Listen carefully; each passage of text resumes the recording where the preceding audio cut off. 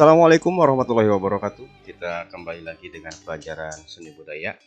Ya, kali ini seni budaya akan membahas tentang mengenal budaya suku-suku yang ada di Nusantara maupun dunia.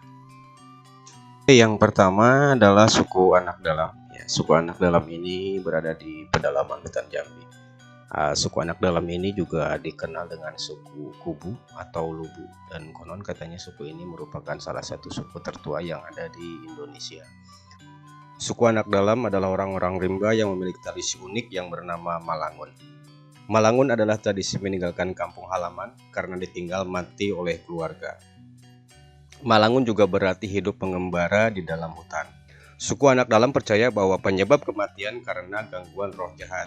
Karena itu perlu dijauhi agar tidak mengganggu kehidupan manusia. Perpindahan tempat tinggal dilakukan karena rumah yang ditempati mulai mendatangkan kesialan, jadi mereka harus berpindah. Selain itu, tradisi ini juga diartikan sebagai perwujudan rasa cinta kepada orang yang telah meninggal. Semakin cinta dan sayang terhadap orang yang tiada, maka kegiatan Malangun akan dilakukan. Namun tradisi ini mulai ditinggalkan karena adanya modernisasi. Yang selain itu, hutan-hutan tempat mereka mengembara telah berubah menjadi lahan pertanian, perkebunan, kelapa sawit, dan lain-lain. Tapi setelah mereka merasakan efek dari sebuah pembelajaran membaca dan menulis itu menguntungkan mereka, akhirnya Butet Manurung ini diterima di suku Anak Dalam itu, dan suku Anak Dalam ini sekarang sudah banyak yang bisa membaca dan menulis. Bahkan juga ada beberapa anak suku Anak Dalam ini yang berprofesi sebagai aparatur sipil negara, misalkan seperti TNI, ada polisi, kemudian juga pegawai. Nah, jadi beberapa tahun terakhir ini suku Anak Dalam ini mereka sudah normal, dan hanya sebagian kecil saja yang mereka tinggal di hutan. Untuk lebih memahami dan mengetahui bagaimana kehidupan suku Anak Dalam, Anda bisa menontonnya di YouTube. Silahkan cari saja Sekolah Rimba. Nah, di situ nanti ada beberapa pilihan film, ya, dan ada juga yang full. Jadi silahkan Anda mencari di YouTube untuk referensi ataupun sebagai pengetahuan dan wawasan mengenai suku-suku yang ada di Indonesia. Selanjutnya kita beralih ke suku Dayak. Di suku Dayak Kenya ada sebuah tradisi, yaitu memanjangkan telinga. Secara umum kecantikan dilihat dari wajah, namun berbeda dengan suku Dayak. Wanita Dayak memiliki keunikan di mana kecantikan seorang wanita Dayak bukan dinilai dari wajah, tetapi dari telinganya. Diketahui telinga panjang suku Dayak disebut tradisi telingaan arum. Maksudnya, belum dikatakan cantik seorang wanita kalau belum memanjangkan telinganya. Tradisi telingaan aru dimulai saat masih bayi dan dikenal dengan sebutan mucuk poning. Telinga panjang juga memiliki tujuan sebagai kalangan Dayak Kayan. Mereka melakukan pemanjangan telinga sebagai identitas kebangsawanan seseorang. Khusus untuk wanita, pemanjangan telinga dilakukan untuk identitas kebangsawanan mereka. Perlu diketahui bahwa suku Dayak ini telinga panjang memiliki tujuan lain, seperti melatih kesabaran akibat manik-manik menempel pada telinga dan digunakan setiap hari. Dalam penggunaan beban di telinga, rasa sabar dan penderitaan agar semakin terlatih. Ternyata aturan anting bagi kaum laki-laki tidak boleh melebihi bahu. Sementara untuk perempuan diperbolehkan memanjangkan hingga sebatas dada. Demikian tradisi unik dari suku Dayak Kenya yang berada di Kalimantan. Selanjutnya kita berlanjut ke salah satu suku yang berada di Papua, yaitu suku Korowai. Korowai adalah sebuah suku yang baru diketemukan sekitar 30 tahun yang lalu di pedalaman hutan Papua. Berpopulasi sekitar 3.000 orang, suku terasing ini hidup di rumah pohon yang disebut rumah tinggi. Beberapa rumah bahkan bisa mencapai ketinggian 50 meter di atas permukaan tanah. Orang-orang Korowai menempati kawasan hutan sekitar 150 km dari Laut Arafura Mereka adalah pemburu yang memiliki keterampilan bertahan hidup. Sampai sekitar tahun 1975, suku Korowai hampir tidak mempunyai kontak dengan dunia luar. Mereka hanya mengenal di antara mereka saja. Antara tahun 1978 dan 1990, suku Korowai masih menempati hilir sungai. Mereka membuka lahan untuk berkebun dan juga berburu. Suku Korowai sebagian besar masih mandiri. Mereka membuat kapak dari batu, membuat garam, dan barang keperluan lainnya. Secara tradisional, Korowai hidup dalam kondisi terisolasi. Mereka membangun rumah tinggi untuk melindungi keluarga mereka terhadap serangan hewan buas dan juga sebagai penangkal roh jahat, seperti yang mereka percayai. Korowai percaya bahwa alam semesta dipenuhi dengan makhluk spiritual yang berbahaya. Untuk membangun sebuah rumah, mereka memilih pohon besar dan kokoh sebagai tiang utama. Lantainya mereka buat dari cabang pohon, sementara kulit pohon sagu mereka gunakan untuk membuat dinding. Sedangkan untuk atapnya, mereka ambil dari daun hutan dan daun pohon sagu. Untuk merangkai rumah, mereka menggunakan tali yang mereka buat dari rotan yang kuat. Untuk menaiki rumah yang mereka buat di atas pohon, disusun tangga panjang menjulai ke bawah. Setiap keluarga memiliki kebun sagu. Mereka juga mengumpulkan sayuran hijau dan buah-buahan yang semuanya tumbuh di hutan. Babi dan anjing adalah satu-satunya hewan peliharaan mereka. Babi memiliki nilai sosial dan hanya dibunuh saat acara ritual dan acara-acara khusus, sedangkan anjing digunakan untuk berburu. Suku Korowai menyadari hal baik dan hal yang jahat. Mereka juga mengetahui tentang keseimbangan alam dan kesehatan. Para peneliti menganggap masyarakat Korowai cukup cerdas karena mampu membangun konsep perkampungan pada wilayah yang sebenarnya sulit untuk ditinggali. Selanjutnya masih salah satu suku dari Papua, yaitu kita sekarang ke suku Asmat. Suku Asmat adalah salah satu suku yang juga terkenal di Papua. Suku Asmat ini sudah sangat terkenal hingga ke mancanegara. Suku Asmat percaya bahwa mereka adalah titisan dewa Pumeripitisi yang turun ke bumi. Beragam kesenian yang dilakukan oleh suku Asmat ini, diantaranya kesenian untuk yang berupa ritual, yaitu ritual panen, ritual menyembah nenek moyang, kemudian juga ritual menyambut tamu dan lain sebagainya. Ada sebuah ritual di suku Asmat, yaitu pesta ulat sagu.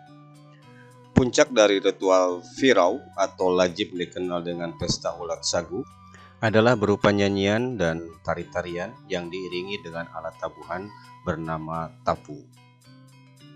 Dan mereka menyanyikan lagu-lagu sakral sambil menanti warga yang pergi mengambil ulat sagu dari hutan.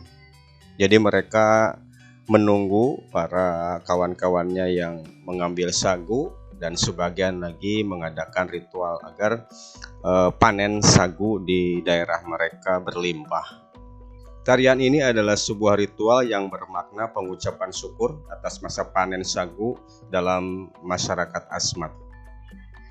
Tarian ini khusus dilakukan kaum wanita karena bagi masyarakat Asmat yang bekerja menanam dan menuai sagu adalah kaum wanita. Tarian ini dilakukan oleh hampir 60 orang wanita yang terbagi menjadi 2 kelompok besar. Tarian ini adalah tarian sakral yang biasa dilakukan dalam upacara adat panen sagu. Itulah salah satu cuplikan tarian panen sagu yang berada di suku Asmat, Papua. Selanjutnya masih salah satu suku yang berada di Papua, yaitu suku yang tinggal di lembah Baliem, yaitu suku Dani. Kali ini kita akan membahas tentang mengenal tradisi potong jari suku Dani sebagai bentuk rasa kehilangan. Bagi suku yang bermukim di Papua ini, kebersamaan sangatlah penting. Oleh karena itu, saat mereka kehilangan anggota keluarga, mereka akan segera memotong ruas jarinya. Tradisi ini dikenal sebagai ikipalek. Jari yang dipotong menunjukkan berapa banyak keluarga mereka yang telah meninggal. Meskipun mayoritas kaum wanita yang melakukan tradisi ikipalek ini, namun tidak sedikit juga kaum pria melakukan tradisi potong jari ini. Menurut anggota suku Dani, menangis saja tidaklah cukup untuk melambangkan kesedihan yang dirasakan. Rasa sakit dari memotong jari dianggap mewakili hati dan jiwa yang tercabik-cabik karena kehilangan. Selain itu, mereka melakukan tradisi ikipalek ini yang berupa pemutusan jari karena jari dianggap sebagai simbol harmoni, persatuan, dan kekuatan. Bagian tubuh tersebut juga menjadi lambang hidup bersama sebagai satu keluarga, satu marga, satu rumah, satu suku, dan satu nenek moyang, serta satu bahasa. Bentuk dan panjang jari memiliki kesatuan dan kekuatan untuk meringankan beban semua pekerjaan. Masing-masing jari bekerja sama sehingga tangan dapat berfungsi dengan sempurna. Jika kehilangan salah satunya, itu berarti kebersamaan dan kekuatan akan berkurang. Biasanya anggota suku Dani akan menggunakan kapak atau pisau tradisional untuk memotong jarinya. Terkadang mereka mengikat jari dengan seutas tali selama beberapa waktu sampai aliran darah berhenti, dan ketika aliran darah berhenti, barulah pemotongan jari dilakukan. Selain menggunakan benda tajam, masyarakat suku Dani terbiasa juga menggunakan gigi untuk memotong jari mereka. Mereka akan menggigitnya hingga putus. Rasa sakitnya memang tidak bisa dibayangkan, namun sebagai tanda kesetiaan, hanya ini yang dapat mereka lakukan. Setelah membahas beberapa suku yang berada di Papua, kita akan beralih ke salah satu suku yang ada di Sumatera, tepatnya di sebuah pulau yang namanya Pulau Mentawai, dengan penghuninya yaitu suku Mentawai. Di daerah Sumatera Barat ada sebuah suku yang memiliki tradisi unik. Mereka adalah suku Mentawai yang dikenal dengan gigi runcingnya. Bagi suku Mentawai, gigi runcing adalah lambang kecantikan dan kesempurnaan. Mereka percaya bahwa gigi runcing membuat mereka akan disukai roh nenek moyang mereka. Untuk mendapatkan gigi runcing, suku Mentawai harus melalui proses yang panjang dan menyakitkan. Mereka harus mengasah giginya satu persatu hingga giginya menjadi lancip. Mereka harus meruncingkan giginya satu persatu sambil mengoleskan ramuan herbal. Gigi runcing menjadi simbol status sosial, kematangan, dan kearifan.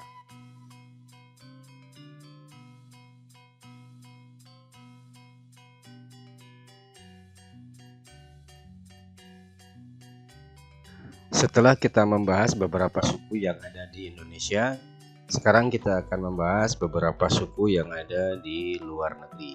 Di antara yang dekat dengan kita yaitu dari negara Thailand. Dari negara Thailand ini ada suku Karen atau yang dikenal dengan suku Padaung. Suku Padaung ini memiliki tradisi berupa leher panjang. Dikenal karena tradisi unik dan cara hidup tradisionalnya, orang-orang ini memiliki budaya yang kaya sejak berabad-abad yang lalu.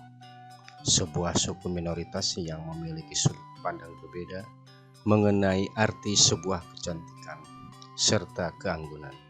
Suku berleher panjang dengan sisi kecantikan yang ekstrim sekaligus unik, yang keberadaannya menjadi pusat perhatian dunia. Suku Karen sangat terkenal dengan tradisi dan adat istiadatnya berupa long neck atau leher panjang yang masih dilestarikan hingga saat ini. Pada awalnya, tradisi cincin leher ini digunakan para wanita suku Karen adalah untuk melindungi wanita dari sergapan binatang buas seperti harimau, macan, dan lain sebagainya. Mayoritas suku Karen Padaung disebut-sebut hidup dalam aturan adat istiadat dalam bentuk net ring atau cincin leher. Masyarakat suku Karen Padaung telah populer dengan tradisi leher panjang yang dimiliki. Cincin leher yang terbuat dari kuningan dan berbentuk spiral ini telah digunakan oleh wanita suku Karen sejak berusia 5 tahun. Seiring dengan bertambahnya usia wanita suku Karen, maka cincin leher tersebut akan ditambah. Kebiasaan menggunakan cincin leher inilah yang membuat leher wanita etnis suku Karen tampak lebih panjang. Cincin leher yang beratnya bisa mencapai 10 kg ini hanya dilepaskan pada saat tertentu saja, seperti meninggal dunia, melahirkan, dan menikah. Selebihnya, wanita suku Karen wajib menggunakannya dalam melakukan aktivitas sehari-hari. Menurut kepercayaan masyarakat suku Karen, wanita yang berleher panjang akan semakin cantik penampilannya di mata laki-laki suku Karen. Cincin leher tidak hanya digunakan pada leher saja, tetapi juga digunakan pada kaki dan tangan. Wanita suku Karen juga menggunakan pakaian tradisional lengkap dengan hiasan kepala warna-warni dan aksesoris yang membuat penampilannya menjadi lebih cantik dan unik. Suku Karen yang statusnya telah menikah selalu menggunakan pakaian khas yang disebut sebagai chaimosu dan sarung yang bercorak gelap. Suku Karen yang masih single biasanya menggunakan baju chaikua, yaitu baju polos yang panjang dan berwarna putih. Di suku Karen juga ada budaya khas suku Karen, yaitu tarian don dan tarian saikli sebagai pertunjukan yang dipertontonkan kepada turis dengan alat musik sebagai pengiringnya.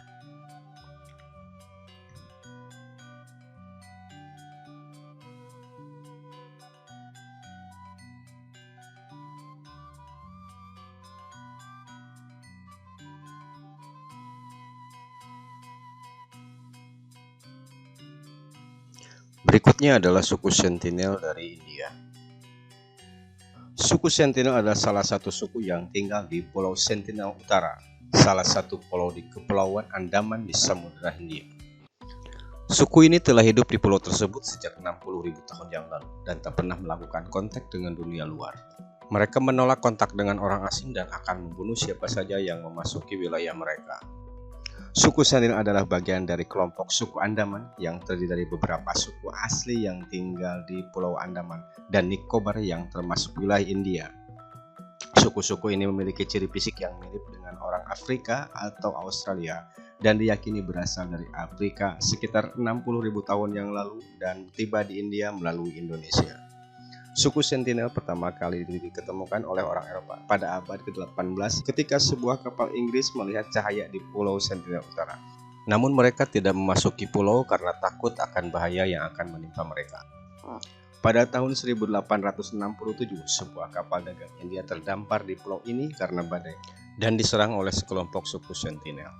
Pada tahun 1896, seorang narapidana yang melarikan diri mencapai Pulau Sentinel. Namun ia ditemukan tewas dengan panah dan leher yang teriris. Sejak saat itu, banyak upaya kontak yang gagal dan berakhir dengan kekerasan. Mereka tinggal di pondok-pondok yang dibangun dari daun palem dan berkomunikasi menggunakan suara bernada tinggi dan gerakan tubuh. Tak banyak yang diketahui tentang bahasa, ritual, dan struktur sosial suku ini karena keterbatasan interaksi dengan mereka. Pada tahun 2004, ketika terjadi gempa bumi dan tsunami di Samudra Hindia, banyak yang khawatir bahwa suku Sentinel akan punah. Namun pemeriksaan udara menunjukkan bahwa mereka masih hidup dan menolak bantuan dari luar.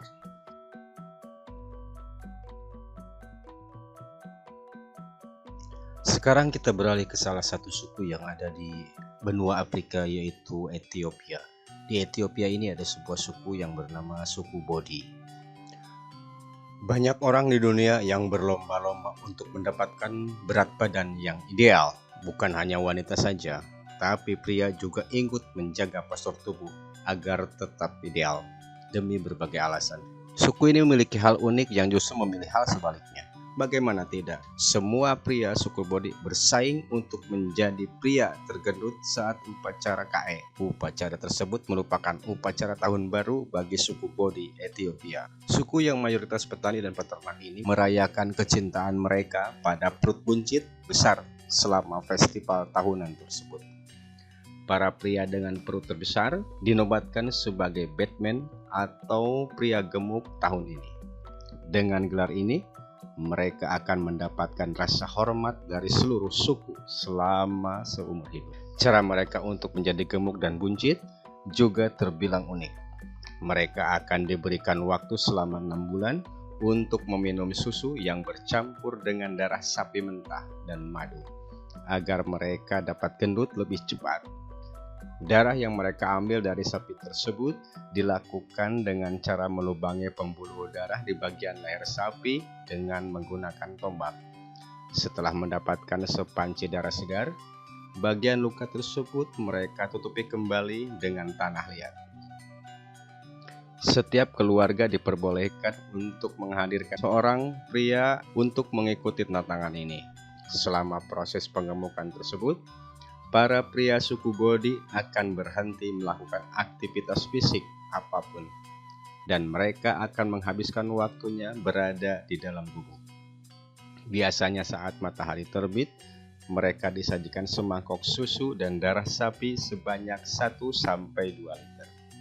Jika mereka ingin menang dalam kontes tersebut, tentunya mereka harus terus mengkonsumsi makanan-makanan tersebut sepanjang hari selama 6 bulan ke depan. Saat hari festival KL yang biasanya berlangsung pada bulan Juni atau Juli, para pria akan menutupi tubuh mereka dengan tanah liat dan abu. Lalu para pria yang sudah melakukan penggemukan badan selama 6 bulan tersebut akan memamerkan perut buncit mereka untuk dilihat semua orang. Mereka juga harus berlari mengelilingi pohon keramat di bawah terik matahari selama berjam-jam. Oleh sebab itu, mereka secara teratur akan membutuhkan istirahat sebelum upacara berlangsung. Kemudian anggota suku akan memilih salah seorang pria yang perutnya paling buncit dan paling besar untuk dijadikan pemenang. Pemenang akan mendapat kenaikan status sosial serta dihormati oleh seluruh suku Bodi di Ethiopia selama sisa hidup mereka. Tidak hanya itu, mereka memiliki kesempatan untuk dijodohkan dengan wanita cantik suku Bodi, serta mendapatkan hewan ternak. Bagi suku Bodi, ini merupakan suatu kehormatan yang sangat tinggi, dan mereka akan menjadi pahlawan lokal selama sisa hidup mereka. Setelah upacara selesai, kehidupan mereka akan kembali normal dan mengembalikan ukuran perut mereka pada umumnya dalam beberapa minggu. Namun tak lama kemudian, para peserta upacara KL tahun berikutnya akan memulai persiapan mereka untuk menjadi pahlawan masa depan suku Bodi.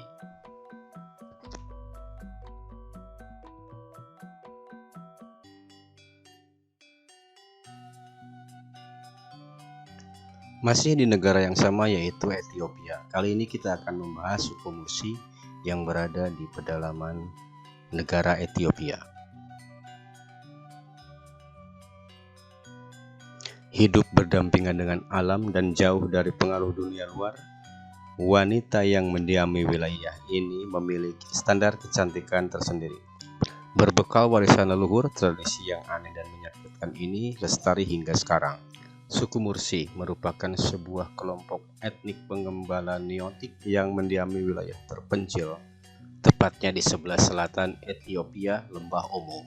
Suku Mursi populer dengan sebutan nama lain yang berupa Mun dan menggunakan bahasa Mursi untuk berkomunikasi.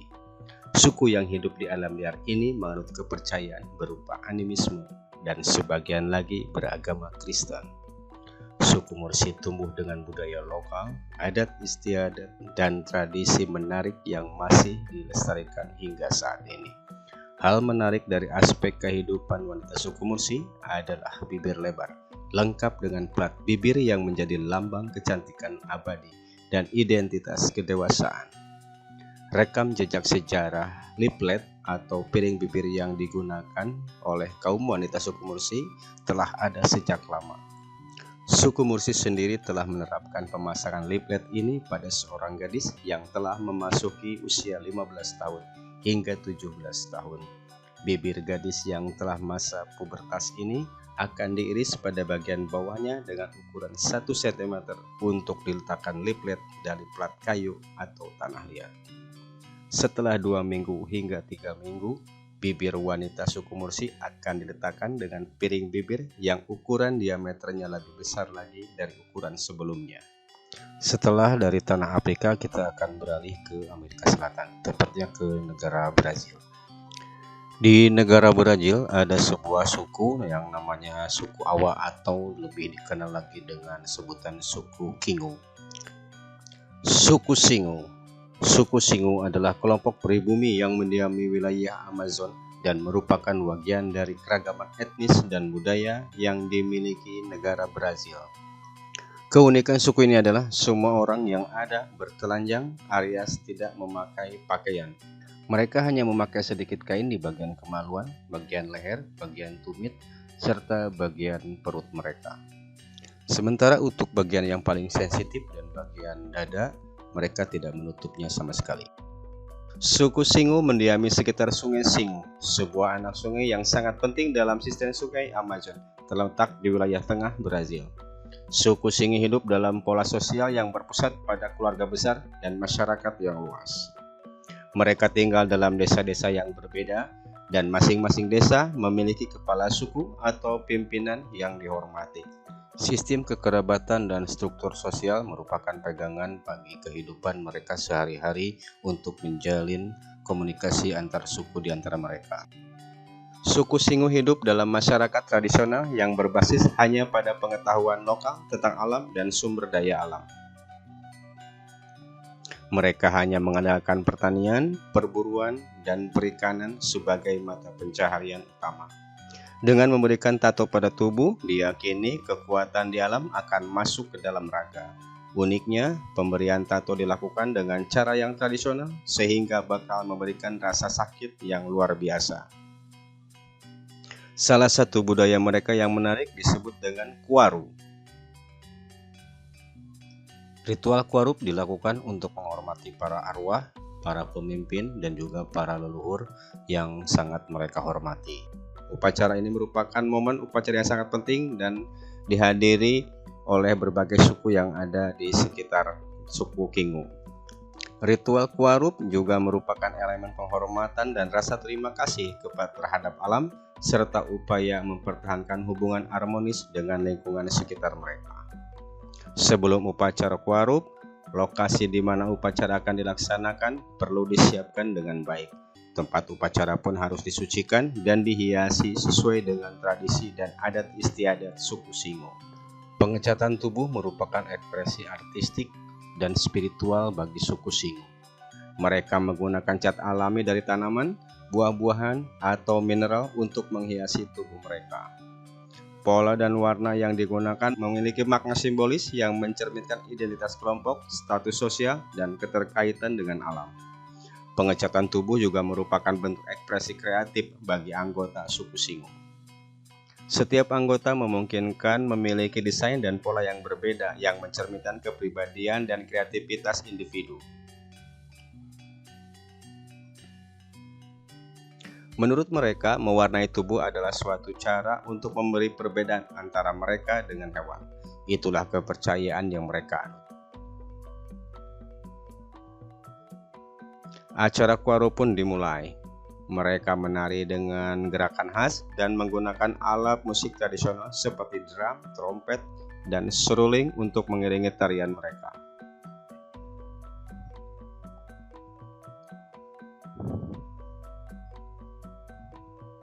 Musik dan tarian ini menjadi bagian penting dalam ekspresi kebahagiaan dan penghormatan terhadap arwah yang telah meninggal.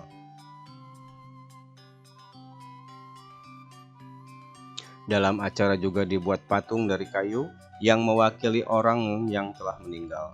Patung ini dihias dan diukir dengan indah sesuai dengan karakteristik dan status sosial orang yang dihormati tersebut.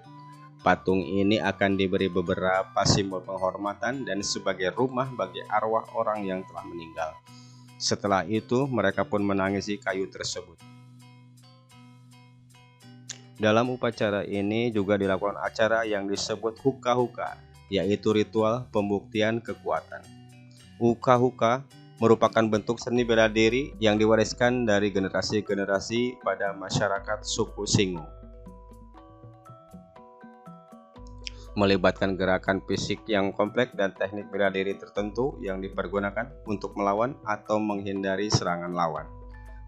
Huka-huka bukan hanya tentang bela diri fisik, tetapi juga makna budaya dan sosial yang mendalam dalam masyarakat suku Singu. Pertandingan huka-huka antar desa dianggap sebagai sarana perdamaian di antara mereka. Selama ritual Kuarup, suku Singu juga melakukan pertukaran barang antar desa yang berbeda sebagai bentuk solidaritas dan persatuan di antara mereka. Pertukaran ini mengenaskan kembali hubungan sosial yang kuat antara berbagai kelompok suku Singu.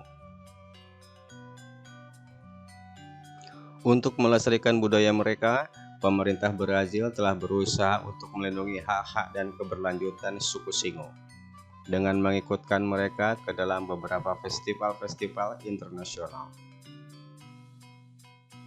Penting bagi kita untuk menghormati dan menghargai warisan budaya mereka dengan memahami makna dan konteks budaya di balik praktik-praktik budaya tersebut. Oke anak-anakku sekalian, cukup demikian materi seni budaya dengan materi mengenal suku-suku budaya yang ada di Indonesia dan dunia. Dan kita akan bertemu lagi di pertemuan berikutnya. Terima kasih.